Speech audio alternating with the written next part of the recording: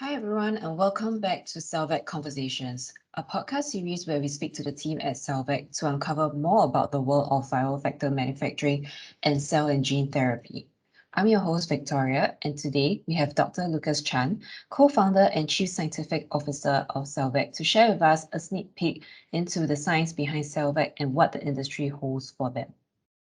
So, Dr. Lucas, could you please introduce yourself and share with us on your role at CellVec? Sure. Thank you for arranging this conversation. My name is Lucas Chan. I'm the co-founder and chief scientific officer of CellVec, and I'm responsible for the overall technical and scientific development and direction of the company. What did you set out to achieve when you first built CellVec? Thank you for asking that question. So when we first established CellVec, we had three key objectives in mind. First of all, is to create the first viral vector manufacturing capability in Southeast Asia's primary biomanufacturing hub here in Singapore for global supply. Secondly, we want to establish a best-in-class lentiviral vector system platform in terms of titer and yield. And finally, we want to tackle and alleviate some of the bottlenecks we've seen in clinical grade viral vector supply, and obviously to support and accelerate the development of advanced cell and gene therapies. I think we're just at the beginning of this exciting phase in biotechnology revolution in cell and gene therapy. So by tackling this key bottleneck in viral vector supplies, we're hoping to facilitate and enable many more advanced cell and gene therapies to reach clinical development and to remove some of the barriers currently being faced. As a player in a stage of the value chain that has historically faced production bottlenecks, how has CellVec been able to overcome the existing barriers? Okay, so when it comes to talking about bottlenecks that we've seen in viral vector supply, I think it's mainly derived from two fronts. So there is a general lack of availability in manufacturing slots.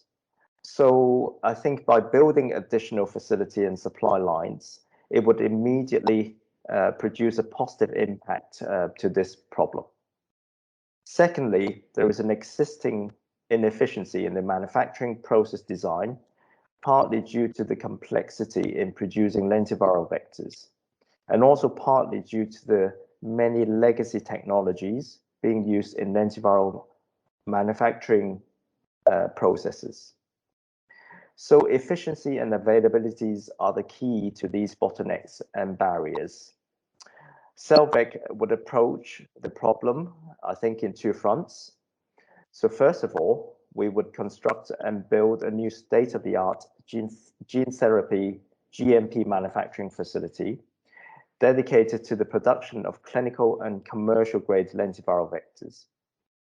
Secondly, we would reestablish an efficient lentiviral vector manufacturing process that is efficient, high titer, and produces class-leading yields. And we would achieve this whilst incorporating quality by design principles and ensuring compliance to the current GMP standard as prescribed under current PICS regulatory guidance, so that we meet both EU GMP and US FDA expectations. And ultimately, we want to ensure patient safety as a paramount objective in delivering our products. Could you share with us a little bit more about your proprietary CellVec vector platform? How does it exactly support viral vector production at CellVec? So CellVec's current vector platform mainly focuses on lentiviral vectors. And when we talk about the platform itself, we like to see it as a holistic platform, and it would encompass the entire process, both up and downstream. So when I talk about the entire process up and downstream, we're talking about from the design and optimization of molecular expression sequences in our helper plasmids, as well as in our vector expression plasmids, and all the way to the GMP producer cell banks to raw material selection as well.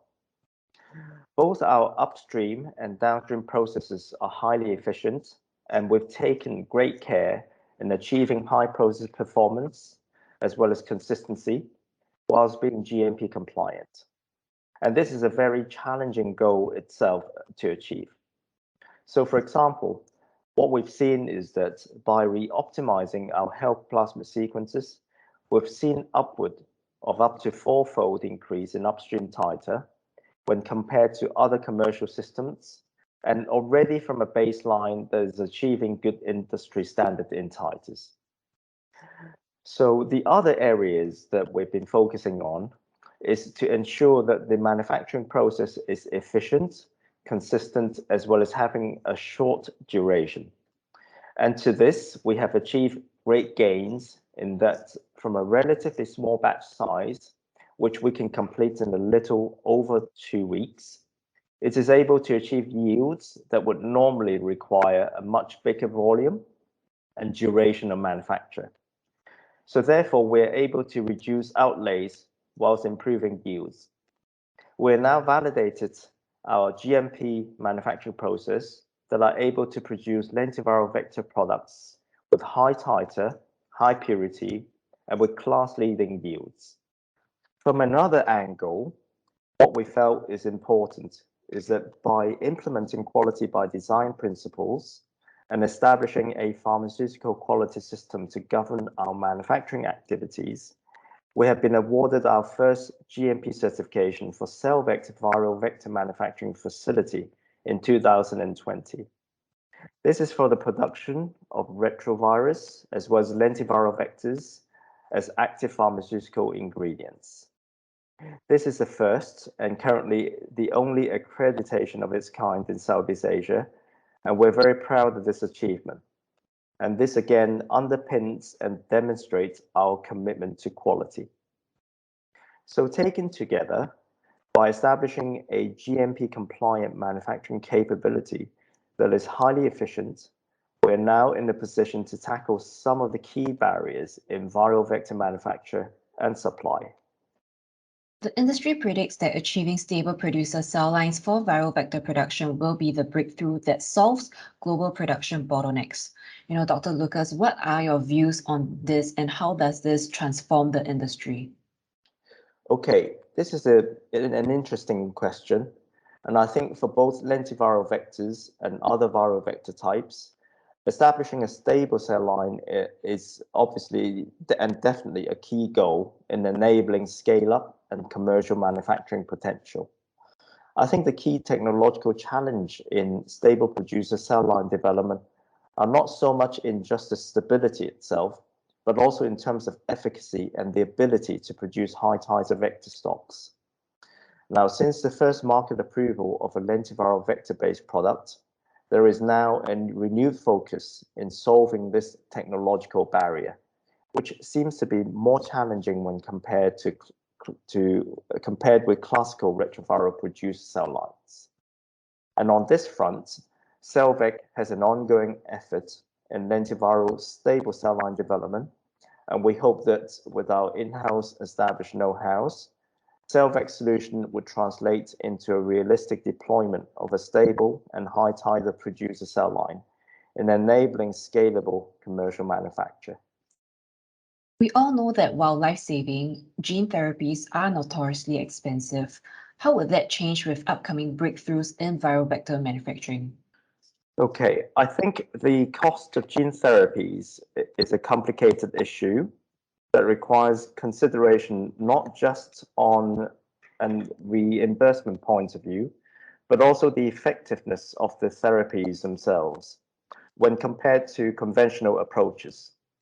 But yes, since market approval of the first gene therapy and the costs associated with these one-time therapies, which in many cases are providing a sustained and long-lasting outcome, there has been a renewed focus on how we can reduce the costs of gene therapies, which are attributed in a large extent by the high cost and complexity in the manufacture of these therapies.